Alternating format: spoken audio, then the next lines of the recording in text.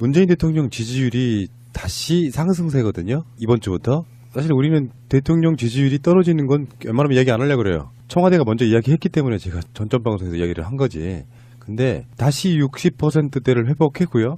더 중요한 건 청년층의 회복세가 뚜렷하다. 지금 이제 문재인 대통령 지지율이 62.6 아니겠습니까? 리얼미터 이번 주 정기조사인데 연령대별로 보니까 20대가 6.4% 올랐고요.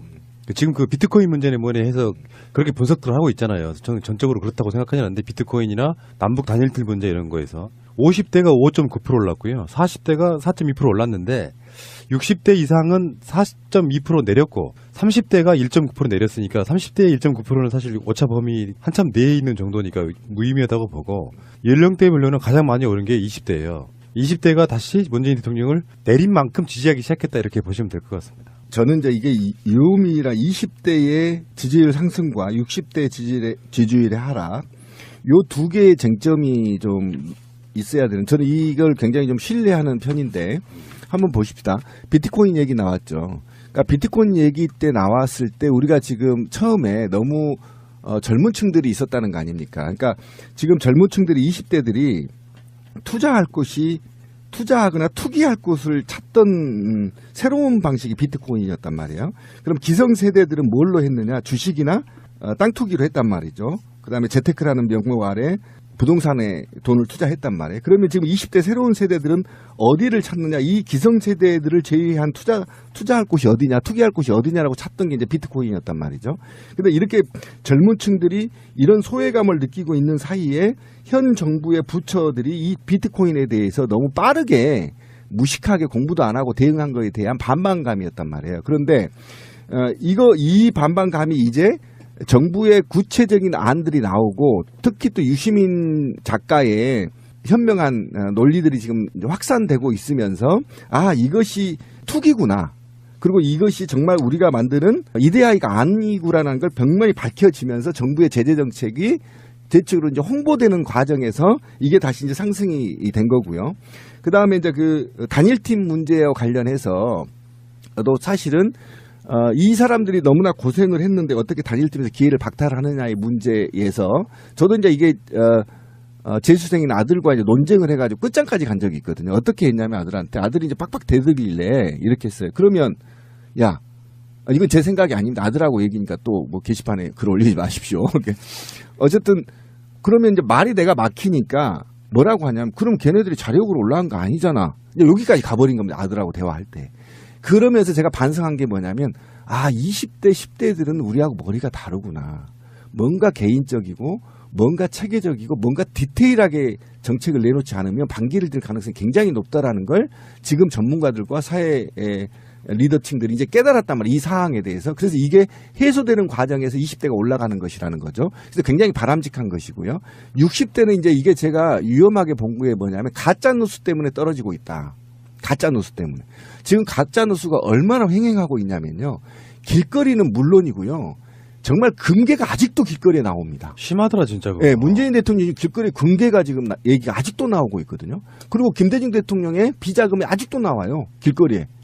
1인 시위하고 있다니까요. 그러니까 이런 사진들이 돌아다니면서 지역의 텔레그램, 특히 경상도 지역의 특정 정당의 배포로 의심되는 카톡들이 무자비하게 지금 살포되면서 60대가 가짜 뉴스에 너무 노출이 많이 돼 일부 떨어지고 있어서 이걸 적극 정부나 사정기관이 대응하지 않으면 안 된다라는 것이 지금 이 여론조사에 제가 보는 견해라는 거예요. 자, 그래서 여론조사는 추세가 중요해요. 99%라도 하락세면 위험한 것이고 상승세면 나쁘지 않은 정도거든요. 문재인 대통령 임기까지 50% 초중반대 지지율이 유지돼야 된다고 생각하는 사람이에요. 이슈에 따라서 이제는 점점점 지지율이 오르락 내리락 할 텐데 50% 선만 방어하면 된다고 생각하고요. 50% 선을 밑으로 안 떨어지면 문재인 정부는 객관적으로도 성공한 거다 이렇게 보는 건데 어찌됐건 간에 이슈에 따라서 이제 지지율 하락 추세면 정편의 보수 언론의 공격이 그거 떨어뜨리려고 자유한국당의 홍준표나 김성태가 화재 현장 가서 개소리들 한 거 아니에요. 사실 알고 보면은 계속 이간질하고 충동질하고. 근데 그런 부분에 있어가지고 지지율 1, 2%, 뭐 2, 3%, 3, 4%의 일일위하는 뭐 이런 모습 결코 전 좋다고 보지는 않지만 그래도 국민의 여론을 신경 쓰는 정부 이런 관점으로 생각을 해봐야 될 것 같습니다.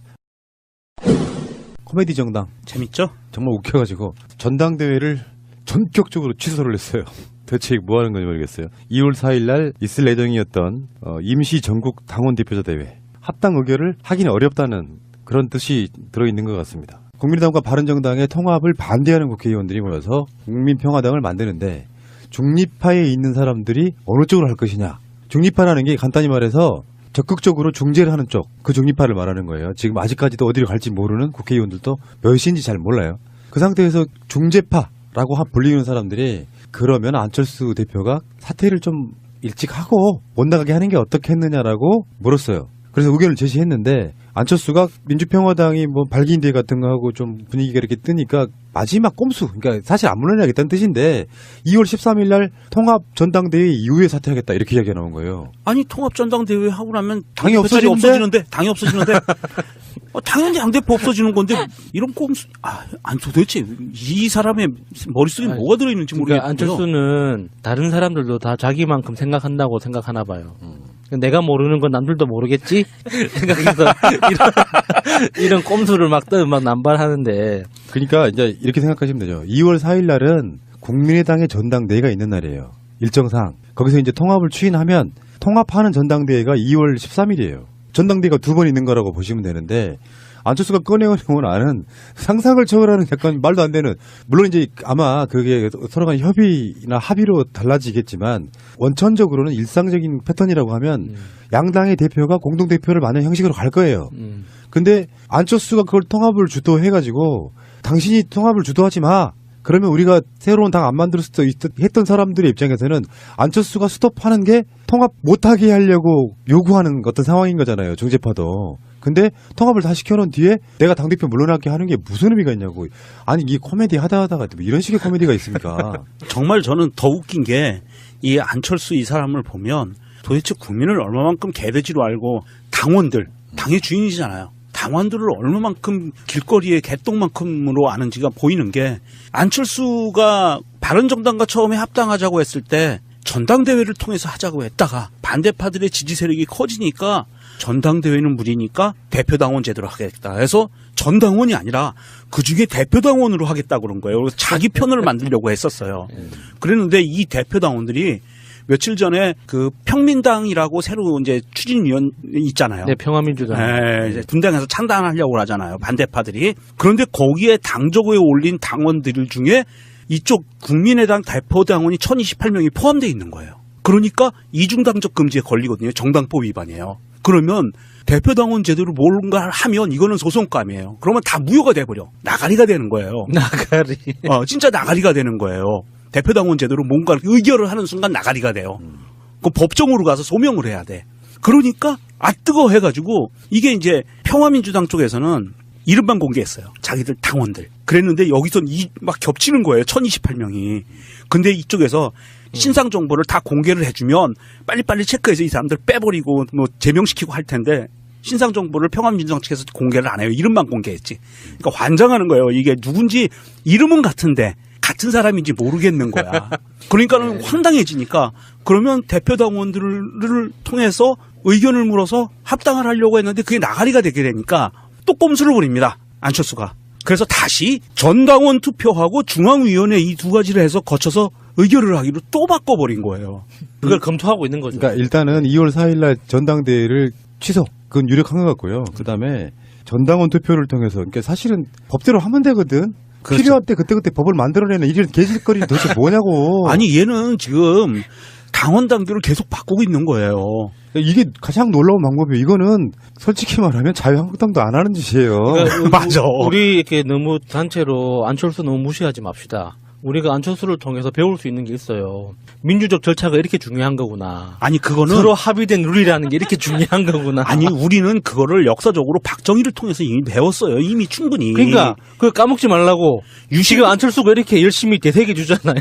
70년대의 유신 독재를 통해서 헌법을 유신헌법이라는 걸 만들어내면서 국민의 기본권을 깡그리 무시하고 자기가 영구집권을 하겠다고 이런 야욕을 보였던 것을 이 안철수가 지금 그대로 따라가고 있는 거예요. 알았습니다. 그만 좀 괴롭히십시오. 그러니까 이게 얼마만큼 황당하냐 하면 이 중앙위원회라든지 이런 모든 권력기구가 의결권 있는 권력기구가 안철수가 원하는 사람들을 다 채워져 버렸거든요. 그러니까 당원 당규를 언제든지 바꿀 수 있는 거야, 자기는. 그러니까 계속 이런 시도를 하고 있는데 과연 이 사람 이거 합당이니 통합이니 본인들은 그러지만 이게 잘못하면 법정으로 가가지고요 소송권으로 번질 수가 있어 일찌감치 매장될 수 있을 것 같아요. 그러니까 안철수의 얼굴을 한번 보세요. 그러니까 어떤 느낌이냐면은 정말 악인이 악인. 제가 최민희 의원한테 방송할 때 그런 얘기를 했거든요. 악인이다. 내가 보기에는 그냥 악인이에요. 이명박하고 똑같아요. 뭐가 다른데? 예를 들면은 주가 주장 이야기 끊임없이 나오잖아요. 네. 아니 당을 이렇게 운영하는 사람이 어디 있어요? 나는 사실 당 운영을 이렇게 하는 거를 학생들이 볼까 봐 두려워요. 반에 무슨 뭐 어떤 뭐 조그만 모임이 있어가지고 회칙 같은 게 있다고 쳐 몇 줄이라도. 지가 불리하면 그냥 순간순간 바꾸는 이런 정당 아니, 운영을 왜 진짜 어떻게 하냐고. 보고 있으면 좀 가짜는 게 제가 하다못해 회원 한 몇백 명이 있는 동호회를 운영할 때도 회칙 수정할 때 1년 동안 토론을 거친 후에 수정을 했어요. 여러 가지 절차를 거쳐서. 근데 이 국고지원금으로 운영되는 정당을 운영하는 사람이 이런 식으로 그 룰에 대해서 이런 개념 없이 이게 무슨 뭐 연습장이 아니잖아요. 이거 한번 해봤다가 내일 다시 바꾸고 그 다음날 다시 바꾸고 이렇게 할 수 있는 게 아니잖아요. 그러니까 전당대회가 좀 여러 가지로 불편해질 것 같으니까 전당대회 고유 권한인 합당을 중앙위원회 추인으로 대체. 아이고 정말 깝깝하다. 그러니까 안철수가 처음에 정치에 데뷔할 그 시절만 해도 굉장히 오래된 이야기 같지만 한 5, 6년밖에 안 됐습니다. 안철수가 본격적으로 정치에 데뷔한 게. 그러면 그 당시만 해도 안철수는 일종의 백지였어요. 그러니까 좀 심심한 사람이었죠. 얼굴도 그렇고 전체적인 이미지나 말하는 본새도 그렇고 굉장히 심심한 사람이었단 말이죠. 아무것도 없는 그 백색 도화지 같은 사람이었는데 그 5년이라는 길지도 않은 시간 동안 이렇게 악랄한 사람이 될 수 있을 거라고 누가 상상이나 했겠어요. 이렇게 모든 원칙을 민주주의의 가장 기본적인 원칙조차 자기 손으로 이렇게 무시하면서 새롭게 써나가고 있는 것 자체가 좀 당황스럽습니다. 보고 그렇지. 있습니다. 새 역사를 쓰고 있는 거지. 네. 왜 운동선수들 무슨 기록갱신.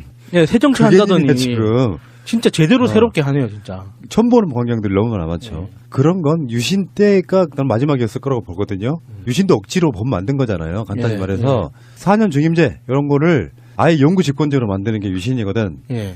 그런 식으로 법 바꾸는 거라고 하면 나는 세상 이렇게 편하게 살 수가 없어. 아니, 그러니까 그래도 박정희는 그 당시에 지가 권력을 가지고 있었기 때문에 그 권력을 지키려고 했던 거지.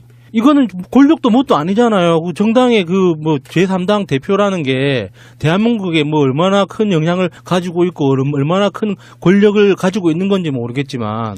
왜 이러세요? 세기의 선구사 안철수 선생님께서는 지금 그 온갖 핍박을 뚫고 호남에서 40석을 일구시어 지금 양당제 국가에서 다당제로 만들어내신 그 새 역사를 쓰고 계신 아우, 분이십니다. 그 안철수 자꾸 다당다당 하니까 진짜 당뇨병 걸릴 것 같아, 진짜. 아, 진짜. 안철수가 좀 굉장히 이거 하는 말마다 실수를 뱉어내고 있는데요. 안철수가 이런 얘기를 합니다. 반대파가 대표 당원 명부 확정을 불가능하게 만들고 있다. 저희는 그렇다면 몇천 명 수준의 대표 당원 의사를 묻는 것이 아니라 28만 당원 전체의 의사를 묻겠다는 것. 그러면 투표에서 14만이 넘지 못하면 무효잖아요. 그 선관위에서 분명히 이야기를 했더만요. 그 안철수가 검토하고 있다는 K보팅이라는 그 시스템이 공인인증서를 사용하는 방식이 아니어서 서명의 역할을 못한다고. 그러니까 여론조사의 기능은 있어도 확실한 투표 기능으로서 법적으로 중요한 결단을 하는 투표 기능으로서 사용하기에는 적절하지 않은 방법이라고. 이렇게 선관위에서 해석을 내렸던데 그것도 무시하고 아니, 그러면 무조건 하겠다는 건가요? 안철수 입장에서는 이제 전당대회에 관계된 룰이기 때문에 K보팅에 적절하지 않다는 것은 전당대회만 한정된 거다라고 하면서 이 전당원 투표는 가능하다고 생각한다. 본인은. 그러면서 전당원을 28만이라고 특정을 해버렸어요. 과연 진짜 28만이 있을까요? 당원이 만약에 14만 명이면 전당원이 투표해도 무산되는 거 아닌가요? 아, 아니죠. 그 안철수가 28만 명이라고 발표해놓고 14만 명이 투표하면은 100% 압도적 찬성으로 통과되겠죠. 그런가요? 허수일 가능성이 높다고. 예, 허수일 가능성 높아요. 28만이. 허수가 그중에 최소한 50% 이상은 당원인지도 모르는 당원들일 거라고 보거든요. 그렇죠. 실제로 국민의당의 진성 당원은 제가 봤을 때는 5만 명 이하예요. 5만 명도 안 될 가능성이 높아요. 5만 명도 안 될 것 같습니다. 이번에 그 평화민주당 쪽으로 간 당원으로 임시로 움직인 사람들을 보면 만 몇천 명이라는 것 같거든요. 아직 창당을 안 했기 때문에. 안 했기 때문에 좀 적기는 한데. 지금 국민의당에 있는 사람들은 탈당한 사람들 없어요. 그러니까 어떻게든지 막아 보려고 당직을 유지한 채 예. 창당 발기인에 속해 있는 건 불법이 그렇죠. 아니기 때문에 예. 창당 전당대회를 하는 그 순간 땅땅땅 두드리면 그때부터 이제 당적이 바뀌는 그런 부분이라서 아무튼 새로운 역사를 쓰고 계시는 신기록? 정말 깜짝 놀라겠다 진짜. 아무도 가지 않은 길을 홀로 뚜벅뚜벅 걸어가는. 진정한 새정치 안철수 씨. 아니 그러니까 민주주의의 가장 기본이 룰을 지키는 거예요. 예. 맞습니다. 그게 공정함이고 그 룰을 안 지켰기 때문에 박근혜도 파면당한 거고 심지어 이렇게 생각해 보시면 돼요. 문재인 대통령은 청와대에서 쓸 수 있는 합법적인 돈이 있어요. 합법적인 돈도 내가 내 생활비는 내 월급으로 할게. 이런 정도의 마인드 갖고 있어요. 규칙을 지키고 싶어 해요. 법은 무조건 지키고 싶어 해요. 하다못해 이명박한테도 법에 의해서 초청장 보냅니다. 그게 법이 있기 때문에 그런 거예요. 근데 당헌 당규라 그러는 것이 사실은 우리 당이니까 뭐 바꿔도 돼 이런 게 아니고요. 엄밀히 따지면 공당의 법은 선거관리위원회의 지배를 받으며 그 자체가 함부로 바꿀 수 있는 게 아니에요. 어쩔 수 없이 필수 불가결하게 뭔가 좀 바꿔야 된다고 하면 사회적으로 인증되어 있는 수준 내에서 할 수 있는 거라고 생각해요. 이건 말이 안 되는 거지. 아무튼 안철수 씨의 놀라운 변신. 이것이 새정치였구나. 그 안철수의 푸나님이 보여주신 안철수 사진을 보는 순간 저는 그 사진하고 똑같은 사진이 스쳐 지나갔어요. 박근혜가 기자회견하면서 눈물을 흘리던 그 기억나시죠? 눈물 흘리고 아랍으로 튄 날. 그거 눈 안 깜빡해가지고 네. 눈 계속 뜨고 있어서 그 사진하고 너무 똑같아요. 도끼와 오기가 그냥 사진에서도 보입니다. 문재인 대통령 지지율이 다시 상승세거든요. 이번 주부터. 사실 우리는 대통령 지지율이 떨어지는 건 웬만하면 이야기 안 하려고 그래요. 청와대가 먼저 이야기했기 때문에 제가 전전방송에서 이야기를 한 거지. 근데 다시 60%대를 회복했고요. 더 중요한 건 청년층의 회복세가 뚜렷하다. 지금 이제 문재인 대통령 지지율이 62.6 아니겠습니까? 리얼미터 이번 주 정기조사인데 연령대별로 보니까 20대가 6.4% 올랐고요. 지금 그 비트코인 문제는 뭐네 해서 그렇게 분석들을 하고 있잖아요. 저는 전적으로 그렇다고 생각하지 않는데 비트코인이나 남북 단일틀 문제 이런 거에서 50대가 5.9% 올랐고요. 40대가 4.2% 올랐는데 60대 이상은 4.2% 내렸고 30대가 1.9% 내렸으니까 30대의 1.9%는 사실 오차 범위 한참 내에 있는 정도니까 무의미하다고 보고 연령대별로는 가장 많이 오른 게 20대예요. 20대가 다시 문재인 대통령을 내린 만큼 지지하기 시작했다 이렇게 보시면 될 것 같습니다. 저는 이제 이게 유음이라 20대의 지지율 상승과 60대 지지율의 하락 요 두 개의 세가 중요해요. 99%라도 하락세면 위험한 것이고 상승세면 나쁘지 않은 정도거든요. 문재인 대통령 임기까지 50% 초중반대의 지지율이 유지돼야 된다고 생각하는 사람이에요. 이슈에 따라서 이제는 점점점 지지율이 오르락 내리락 할 텐데 50% 선만 방어하면 된다고 생각하고요.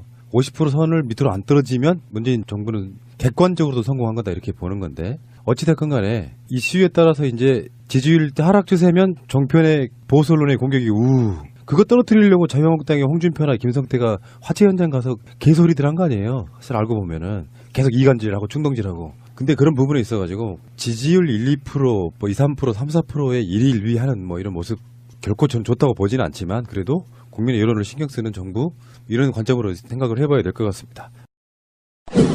코미디 정당 재밌죠? 정말 웃겨가지고 전당대회를 전격적으로 취소를 했어요. 대체 뭐 하는 건지 모르겠어요. 2월 4일 날 쟁점이 좀 있어야 되는 저는 이걸 굉장히 좀 신뢰하는 편인데 한번 보십시다. 비트코인 얘기 나왔죠. 그러니까 비트코인 얘기 때 나왔을 때 우리가 지금 처음에 너무 젊은 층들이 있었다는 거 아닙니까? 그러니까 지금 젊은 층들이 20대들이 투자하거나 투기할 곳을 찾던 새로운 방식이 비트코인이었단 말이에요. 그럼 기성세대들은 뭘로 했느냐? 주식이나 땅 투기로 했단 말이죠. 그다음에 재테크라는 명목 아래 부동산에 돈을 투자했단 말이에요. 그러면 지금 20대 새로운 세대들은 어디를 찾느냐? 이 기성세대들을 제외한 투자할 곳이 어디냐? 투기할 곳이 어디냐라고 찾던 게 이제 비트코인이었단 말이죠. 근데 이렇게 젊은 층들이 이런 소외감을 느끼고 있는 사이에 현 정부의 부처들이 이 비트코인에 대해서 너무 빠르게 무식하게 공부도 안 하고 대응한 거에 대한 반발감이었단 말이에요. 그런데 이 반발감이 이제 정부의 구체적인 안들이 나오고 특히 또 유시민 작가의 현명한 논리들이 지금 확산되고 있으면서 이것이 투기구나.